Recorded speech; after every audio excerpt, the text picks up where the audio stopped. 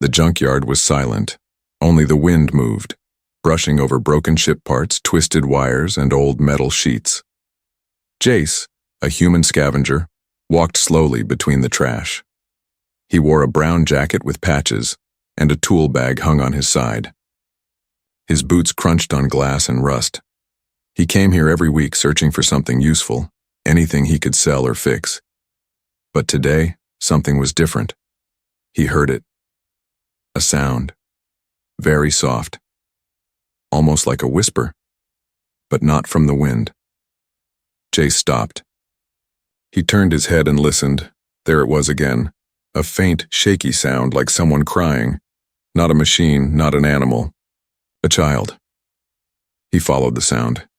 He stepped over a broken engine, past a burnt escape pod, and reached an old wall made of scrap metal. The sound was louder now. A quiet sob. A whimper. Hidden. Afraid. Jace knelt and placed his ear near a rusty panel. He spoke gently. "Hello? Is someone there?" No answer. He touched the edge of the metal and slowly pulled it back. It creaked loud like a scream. Behind it was a small space, dark, narrow, and cold. And inside that space was a child. She had pale green skin, big violet eyes. Her clothes were torn. Her hands shook as she hugged her knees. She looked no older than 6. An alien girl. Jace's heart dropped. She stared at him with fear. He raised both hands slowly. "It's okay," he said softly. "I'm not here to hurt you." She didn't speak, didn't move. But her eyes, they were full of sadness. And something else. Hope. Then Jace saw something behind her. A shape. He leaned in, careful not to startle her. It was another body, curled up, not moving. A woman. She looked like the girl, but older. Her skin was dry and dull. Her chest rose weakly. Her eyes were closed. She wasn't dead, but she was very, very weak. "Your mother?" Jace whispered.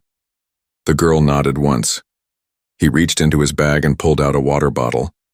Slowly he pushed it toward the girl. "Here, drink," he said. She looked at it, then at him. Still scared. He gently opened the cap and took a sip himself. Then he offered it again. She took it. Her hands trembled. She drank fast, like she hadn't tasted water in days. Then she held it to her mother's lips and tried to wake her. The mother moaned softly but didn't wake up. Jace looked around. This place wasn't safe. The night would be cold. There were metal rats, wild dogs, and worse, other scavengers. He couldn't leave them here. "You need help," he said. But the girl didn't understand his words. Still, she looked into his eyes, and maybe she understood his heart. She grabbed his sleeve. Just a little. Just enough to say please. Jace sighed. He looked at the sky. Darkness was falling. He had a small cart parked near the edge of the yard. Maybe he could carry them both. Maybe not. But he had to try. "I'll be back," he said. He stood up. The girl's eyes widened. She thought he was leaving for good.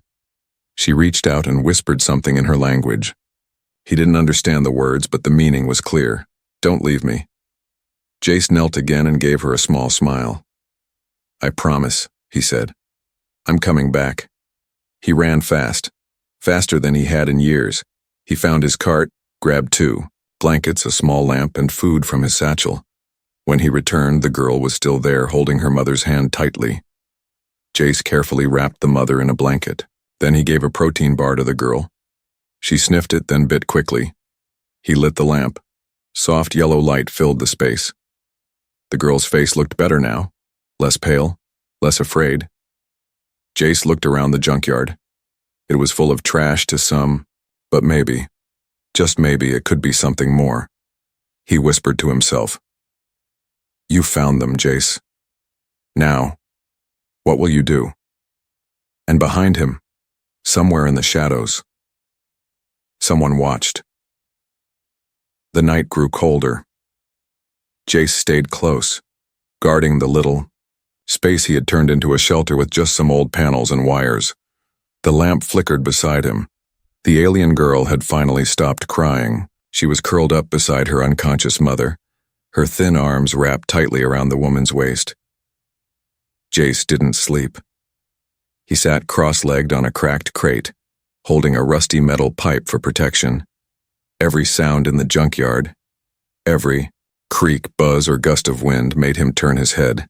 He wasn't scared for himself, he was scared for them. That little girl. She had looked at him like he was her last hope. As the stars slowly faded and pale light entered the sky, the woman stirred. Her hand twitched. Her eyelids opened slowly, revealing tired, glassy purple eyes. She blinked once, twice, confused. Then she tried to sit up. "No, wait, take it slow," Jace said gently. She turned her head and saw him. Instant panic. She gasped, pushed her daughter behind her and backed against the wall. Her breathing became fast. Her hands reached out like claws, trying to protect the child with her weak body. "It's okay," Jace said, raising both hands. "I'm not here to hurt you." But she didn't understand.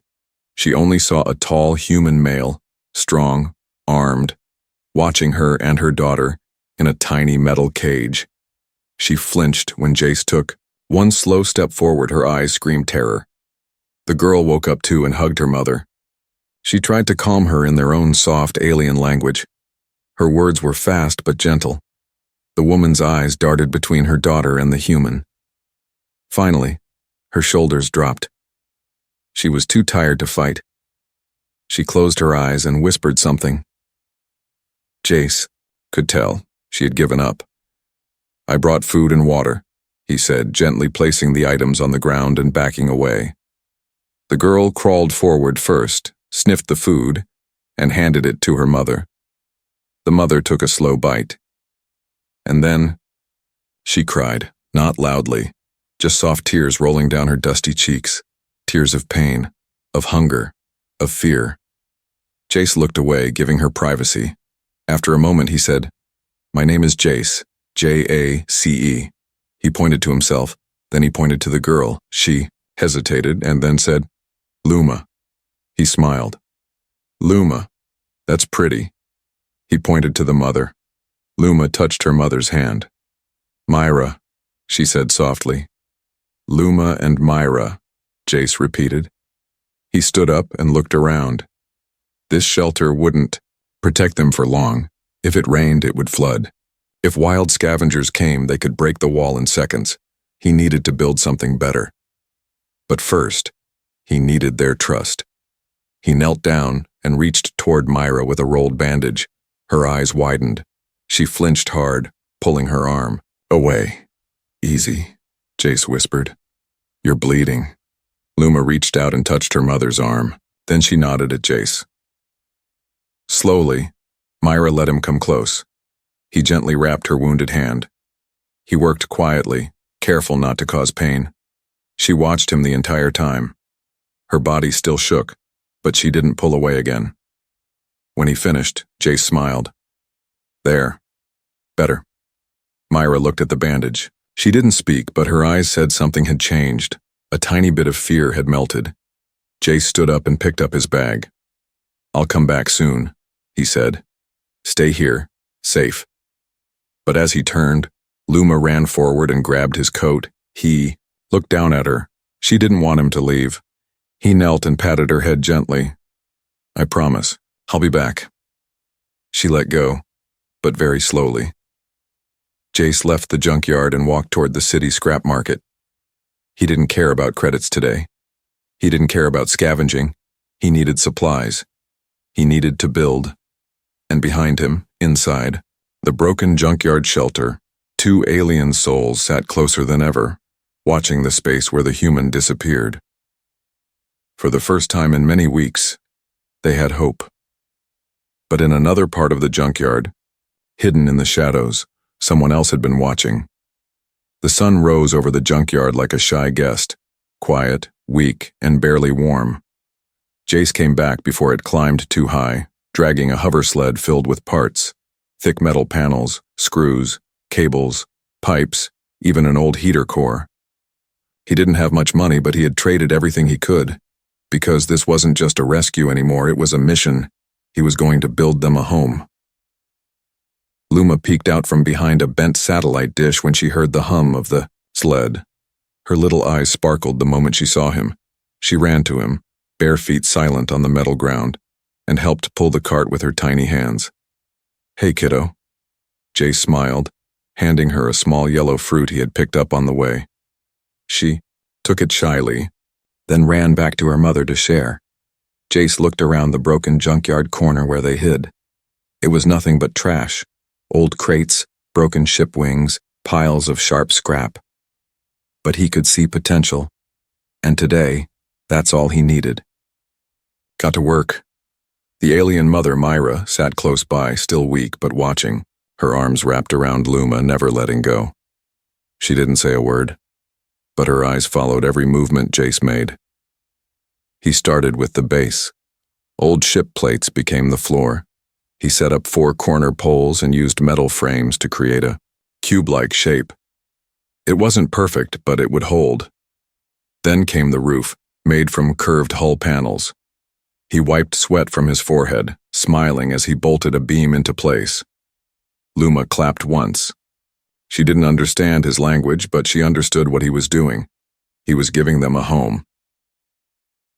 By noon, the inside of the shelter had taken shape. It had one small window made from a broken cockpit screen. He patched the walls to keep out wind and used spare fabric to make a curtain. The heater core, surprisingly still working, sat in one corner, connected to a battery. Jace flicked a switch, a soft hum, warm air. Luma squealed and pulled her mother. Inside, Jace stepped back. He watched them sit on the floor and touch the warm metal, eyes wide in wonder. Myra's lips moved softly. Some alien word, maybe a prayer. Then, slowly, she looked up at Jace and nodded. Not a big smile, not a thank you, in words, but that small nod meant everything. As the sun started falling, Jace gathered scrap pieces to build a small gate around the shelter. Not strong enough to stop real trouble, but maybe enough to warn him if someone approached. He was placing the last piece when he heard it. A rustle. He turned sharply.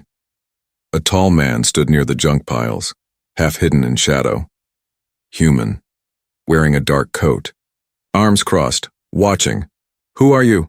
Jace called out. The man said nothing, just smirked. Then he walked away, boots crunching the metal floor. Jace stood still for a moment. That wasn't a junkyard scavenger. That was someone who knew something, someone who had been watching too long. He shook the thought off and returned to the shelter. Inside, Luma had curled up on a makeshift bed, just a blanket and some foam. Her head rested on Myra's lap. Myra looked tired. Her eyes were softer now. She gestured for Jace to sit. He hesitated, then walked in slowly. He sat down near the heater. The warmth felt good after the hard day. Then something happened that surprised him. Myra reached into a small cloth pouch hidden under her clothes. She pulled out a tiny glowing crystal, dull and cracked, but still pulsing faintly. She placed it in front of him. Jace looked confused. She pointed to it, then to her chest, then to Luma, then to Jace.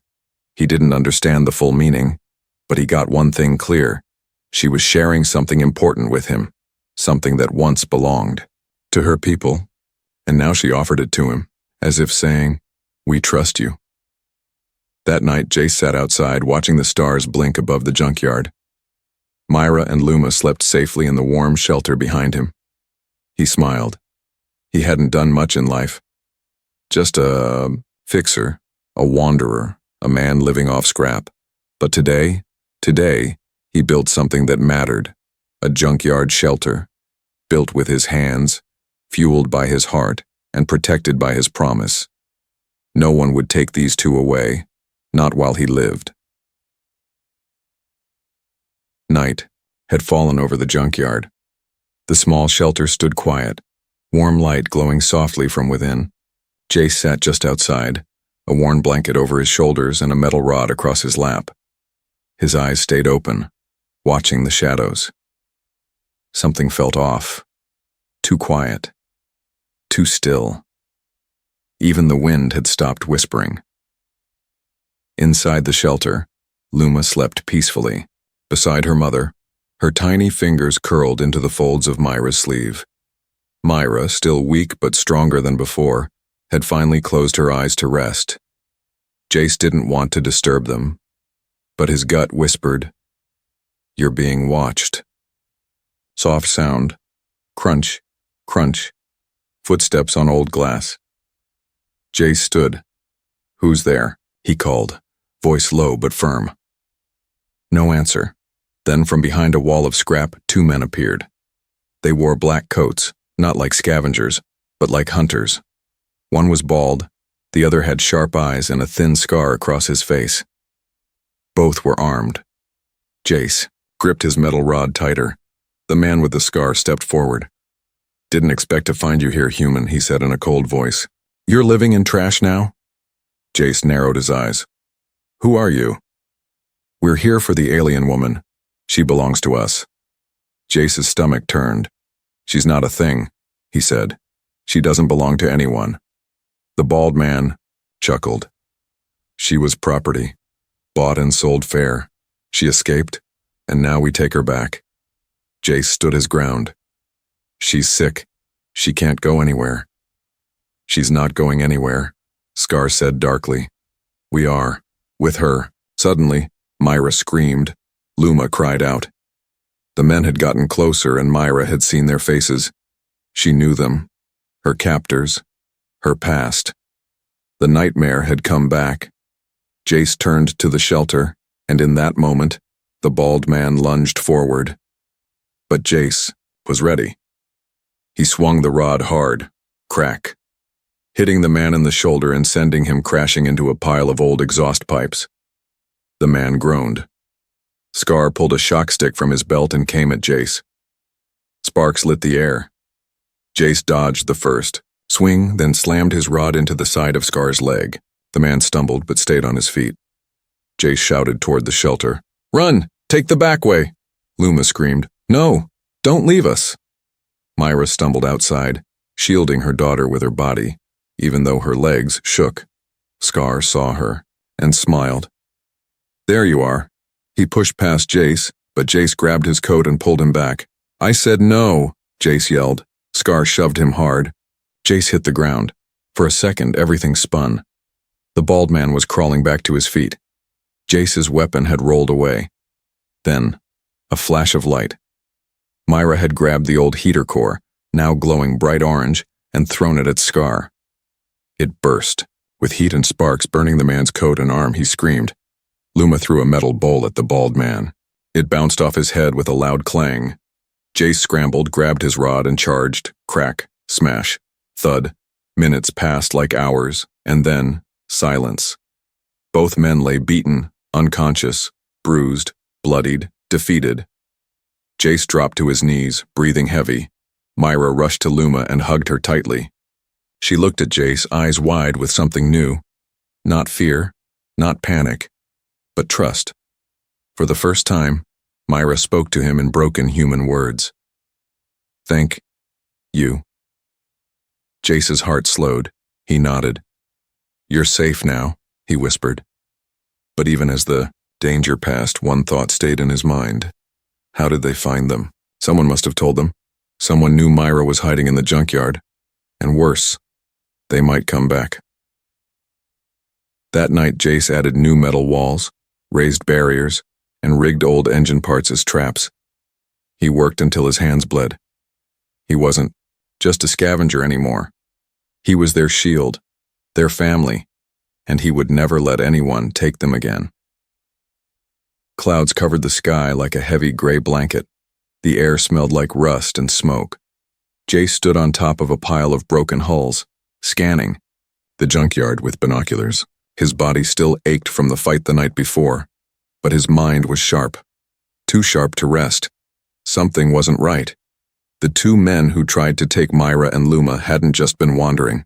They came for her, with purpose, which meant more could be coming. Back in the shelter, Luma was helping her mother sit up. Myra looked pale again, her hands trembling. The stress had taken its toll. Jace had given her food and medicine, but she needed rest, not another fight. But fate had other plans, the sky growled. Then it happened to rain. First, a soft patter, then a storm. The junkyard became a sea of puddles and steel, cold water splashing across broken machines. Lightning flashed above. Jace jumped down and ran to the shelter. "Grab what you can," he shouted. "We have to move." Luma didn't understand all his words, but she saw the fear in his eyes. She helped wrap her mother in blankets. Myra couldn't walk far. Jace grabbed his hover sled, now turned into a cart with a cover. He loaded Myra gently inside, then helped Luma up beside her. Rain hit harder. Jace pulled the tarp over them and took the front rope. His boots sank in the mud, but he pulled with everything he had. Through the rows of scrap, through the rusted metal paths, through the storm. Behind him, deep in the junkyard, a new vehicle rolled in. Black, silent. A long hovercraft. Inside, 3 figures sat with helmets on. One checked a glowing screen. "Signal leads here," the voice said through the comms. They had tracked Myra's life crystal, the small glowing stone she had gifted to Jace. A mistake. Now it had become a beacon.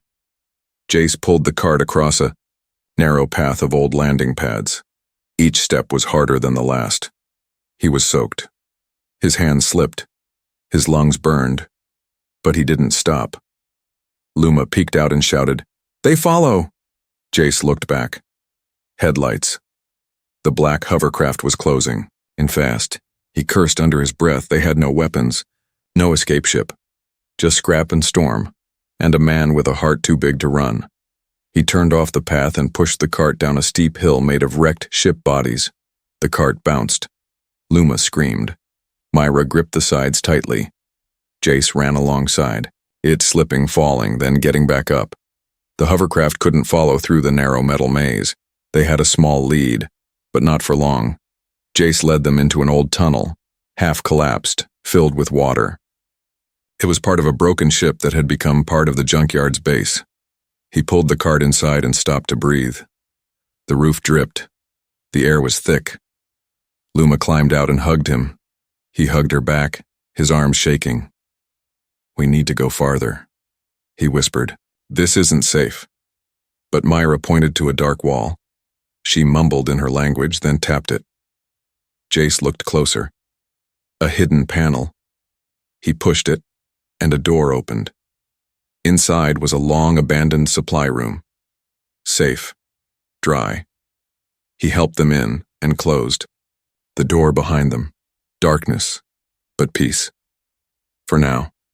Outside, the hunters searched, but the signal had gone dead. Blocked. They shouted orders. Scanned heat signatures, but found nothing.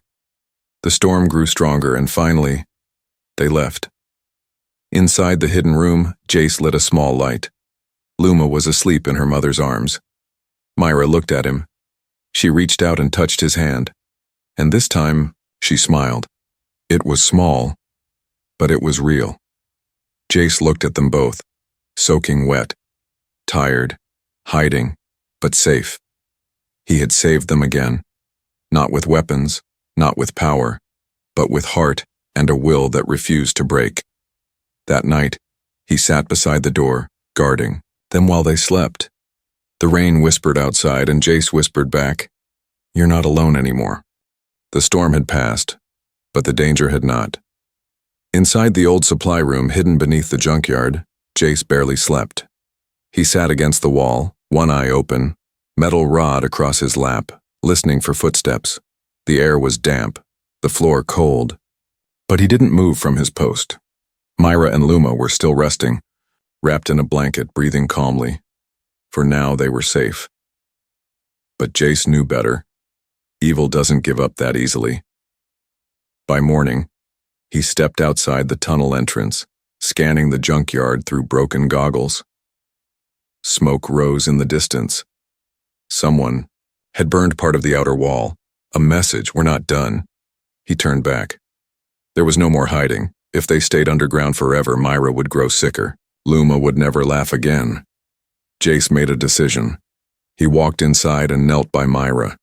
She looked at him, her eyes tired but kind. Luma clung to her arm, half awake. "I have to stop this," Jace said, placing a hand over his chest. "They want you, but they're afraid of me." They didn't understand his words. But when he stood and picked up his bag, Myra reached out and gripped his sleeve. Tight. "No," she whispered. "No go." Luma shook her head fast. "Don't go, Jace." He knelt again and gave her his scarf, the warm one he always wore. He wrapped it around Luma's neck. "You're strong," he whispered. "Take care of her." Then he turned to leave and didn't look back. He climbed out of the junkyard and walked into the city outskirts. Trash fires burned on the sides. Scavengers moved like shadows. Jace didn't hide. He walked straight into the gang's known spot, the metal yard run by the Blackcoat men, the men who tried to take Myra, the ones who sent the trackers. He entered alone and raised his voice. "I know you're looking for the alien girl and her mother." Silence. A dozen heads turned, then came laughter. "You got a death wish, human?" a tall man asked, stepping out of the shadows. Jace didn't blink. "You don't get to own people." "She's ours," the man snapped. "She was bought, she escaped. We take her back, that's the law out here." Jace stepped forward. "Not anymore." The man laughed. You think you can stop us?" Jace dropped his bag, pulled out a wrench and a small device, an old tracker jammer. "I already did." He pressed a button. The jammer activated. "You lost her signal. She's gone. You'll never find her again." The gang leader's smile vanished. He drew a knife. "Then we take you instead." The fight wasn't fair. But Jace didn't fight for fairness. He fought with rage, heart, and purpose. He ducked one blade, swung his wrench, and knocked a man cold. He blocked a pipe strike with his arm and tackled the next man through a stack of crates. He bled. He groaned. But he didn't stop. Even when they surrounded him. Even when he dropped to one knee. He looked them in the eye and said, "She is not your property." And then everything went black. Hours later, his eyes opened. He was in the dirt, beaten, bruised, alive. Someone had dragged him to the alley edge. The gang hadn't killed him, but they had left a warning, cut across his chest, a deep one. He touched it, wincing. Then he smiled, because that meant they gave up. They knew he wouldn't stop. They knew she was out of reach, and they feared what he might do next.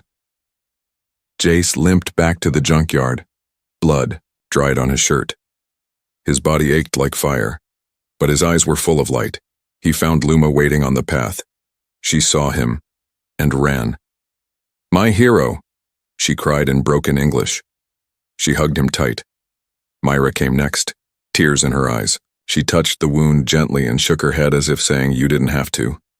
But he had. Jace sat down beside them, his body weak, but his spirit whole. "I fought for you," he said quietly. Myra placed her hand over his heart. Then she whispered 2 words she had learned. "Our human." That night in the rebuilt shelter under the stars, they slept in peace. No more hunters. No more fear. Only the sound of breathing, warmth, and a family that wasn't made by blood, but by choice. Weeks passed. The junkyard, once silent and forgotten, was now alive. Not with machines or scavengers, but with laughter, and it started with a little alien girl. Luma ran across the metal yard barefoot, chasing a small floating toy made from old drone parts. She laughed loudly, her violet eyes shining under the sun. Behind her, Jace adjusted a solar panel on top of the shelter's roof. Now stronger, brighter, and twice the size it once was.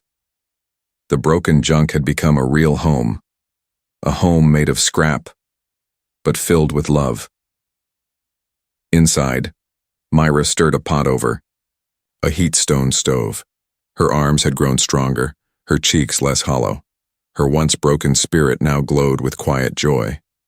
Jace had done the impossible. He had not only saved them, he had given them a life. The shelter now had 2 small rooms. One, for Luma, filled with old books, drawings, and soft pillows made from cloth scraps. The other was shared by Myra and Jace, separated by a curtain for privacy. There were lights powered by salvaged solar cells, a rain collector on the roof, and even a garden of vegetables growing in cleaned engine trays. Every piece was old. Every piece had a story just like them. One evening, Luma brought Jace a drawing. It showed a tall human man, an alien woman, and a small girl holding hands, under a sky filled with stars and little hearts. Jace smiled and ruffled her hair. "You're quite the artist," he said. Luma pointed at the drawing. "Family," she whispered proudly. Jace paused. That word hit deep. Family. He looked at Myra, sitting near the garden, weaving a warm cover from old cloth. She looked up and met his eyes. Then she smiled and nodded. Later that night, they sat, outside by a fire made of clean scrap wood. Stars filled the sky like diamonds. Luma curled up in Jace's lap, already asleep. Myra sat close watching the flames. She spoke slowly, softly, in broken English. "You save us. You give us breath. Give us sky." Jace looked at her. "You gave me something too." She tilted her head, curious. "Purpose," he said. "I was just surviving. But now I'm living." She touched his hand, her fingers light and warm. He didn't pull away. Suddenly the wind carried voices, children's laughter, distant and faint. Jace stood quickly. But instead of danger, he saw a small group of alien kids, skinny, dirty, hiding behind old junk walls, orphans, strays, like Luma once was. He turned to Myra. She already knew. She nodded. He waved the children over. They ran, afraid at first, but when they saw Luma's face, they paused. Luma walked up to them with a smile and held out a piece of bread. The smallest child took it and smiled back. Jace knew in that moment their home had room for more, because hope was something you share, not keep. Weeks became months. The junkyard transformed. More small shelters rose. More laughter filled the air. Jace wasn't just a scavenger anymore. He was a builder, a protector, a father. And every night under the same stars, he sat outside his home surrounded by those he once didn't know, but now couldn't imagine life without. One night, as the children slept and the fire crackled low, Myra sat beside him in silence. Then she spoke softly. "Jace." "Home," she said, placing her hand on his chest. "Not junk, not dirt. You are home." He looked at her, eyes shining. Then she leaned in and rested her head on his shoulder. And for the first time, in a long time, Jace let a tear fall. Not from pain, but from peace. Because in a junkyard filled with broken things, he had built something whole.